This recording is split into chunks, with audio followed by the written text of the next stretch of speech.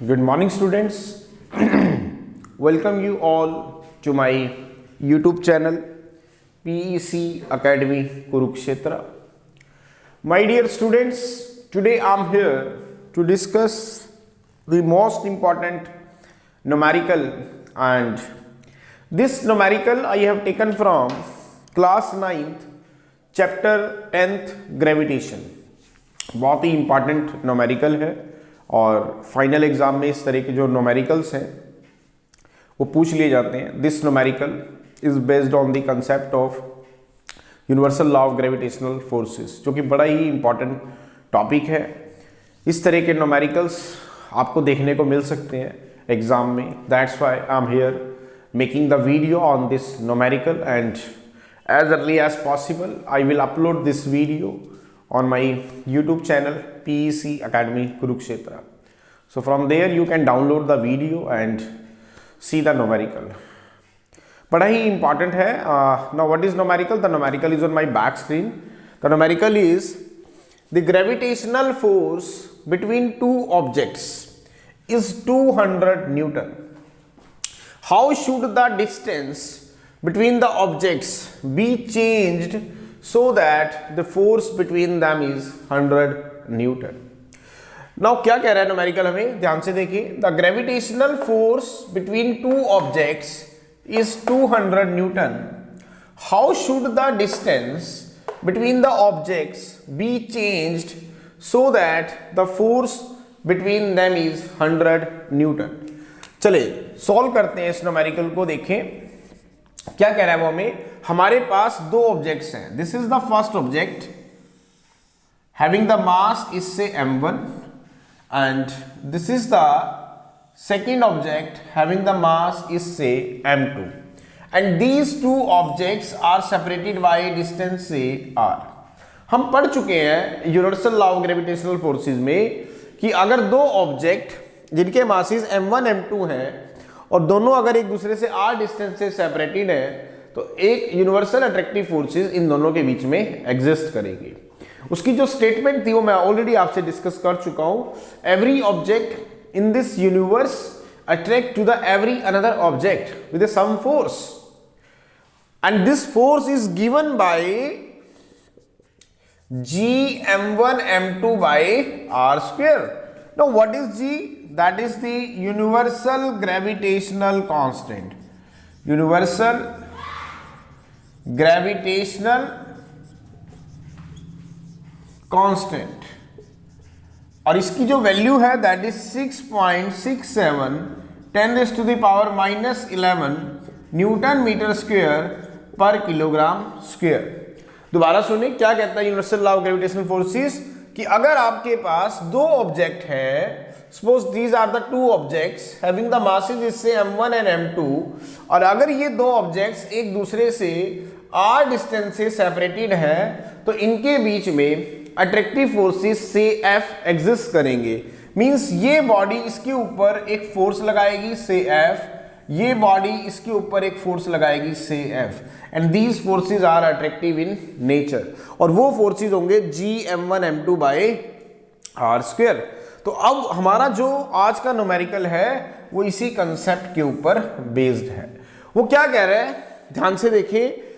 अगर हमारे पास दो ऑब्जेक्ट हैं m1 m2, उनके बीच का डिस्टेंस r है, तो उनके बीच में जो फोर्स एग्जिस्ट करता है वो 200 न्यूटन एग्जिस्ट करता है. इसका मतलब F इज गिवन है 200 newton, that is g m1 m2 by r square. Equation number 1. वो कह रहा है कि how should the distance between the two object be changed so that the force between them is 100 newton. अब simple सी बात है, फोर्स जो है कहीं ना कहीं डिस्टेंस के ऊपर डिपेंड कर रहा है, इनवर्सली प्रोपोर्शनल है डिस्टेंस के. तो वो कह रहा है कि हम कितना डिस्टेंस इन दो ऑब्जेक्ट्स के बीच में चेंज करें कि अब हमारा फोर्स 100 न्यूटन का रह जाए. क्या कहा उसने, पहले आपके पास शुरू में देखें दो ऑब्जेक्ट्स हैं जिनके मासेस m1 और m2 हैं और उनके बीच का डिस्टेंस r है. वो कह रहा है कि इनके बीच में जो फोर्स लगेगा वो 200 न्यूटन का लगेगा. तो हमने ये रूल अप्लाई किया, 200 newton is equal to g m1 m2 by r square. अब अगर वो कह रहा है कि इन दोनों के बीच का डिस्टेंस मैं चेंज करूं और कितना चेंज करूं, ये आप मुझे बताएं कि भाई इन दोनों के बीच में जो फोर्स है वो 200 की बजाय 100 न्यूटन रह जाए। तो मैं कहता हूं let R dash be the distance between the two objects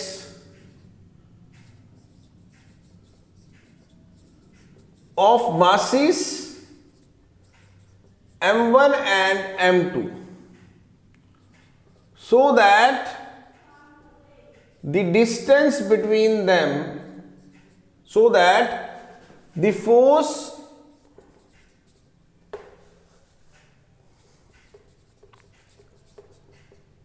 exists between them is 100 Newton. मैंने कहा कि इन दोनों के बीच का डिस्टेंस अब आप r डैश रख दें, तो this are the two objects having the masses, इससे m1 एंड m2। अगर मैं इनके बीच का डिस्टेंस r डैश कर दूं तो जो फोर्स इनके बीच में लगेगा वो 100 न्यूटन का लगेगा। तो हमें ये r डैश निकालना है। क्या निकालना है? r dash. तो वही फॉर्मूला अप्लाई करेंगे। Now F is equal to G m1 m2 by r dash का square. Now what is the new force? That is 100 newton is equal to G m1 m2 by r dash का square. Equation number 2। अब आप divide करेंगे equation 2 को equation 1 से। Divide equation 1 by equation 2, we get, करें divide, 200 newton divided by 100 newton is equal to G m1 m2 by R square, G m1 m2 by R square divided by G m1 m2 by R dash का square. इसको solve करेंगे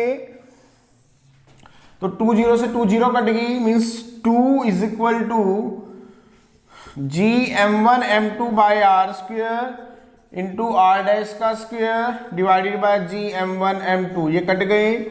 तो 2 is equal to R dash का square by R square, it means √2 is equal to R dash by R, तो it means R dash is equal to √2r। इसका मतलब r dash is equal to 1.414 r।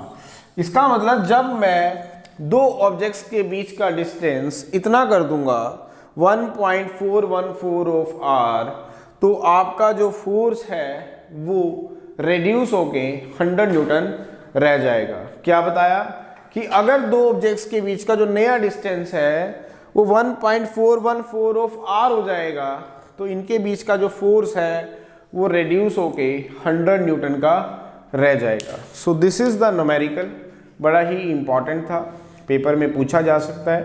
That's why I am here making the video on this numerical, and as early as possible I will upload this video on my YouTube channel PEC Academy Kurukshetra. So from there you can download the video and see the numerical, ताकि अगर ये paper में पूछा जाए तो आप इसे अच्छे से अटेम्प्ट कर पाए। So at last my dear students, again I am saying, if you like my videos, like my work, like my effort, then please don't be forget to subscribe my channel. My channel is PEC Academy Kurukshetra. तो अंत में मेरे प्यारे विद्यार्थियों, अगर आपको मेरा काम पसंद आ रहा हो, मेरे वीडियोस, मेरा चैनल, मेरे एफर्ट्स अगर आपकी प्रॉब्लम को सॉर्ट आउट करने में आपकी हेल्प कर रहे हो, तो प्लीज़ मेरे चैनल को सब्सक्राइब जरूर करें। My channel is PEC Academy Kurukshetra. धन्यवाद। जय श्री कृष्णा, जय गुरु जी।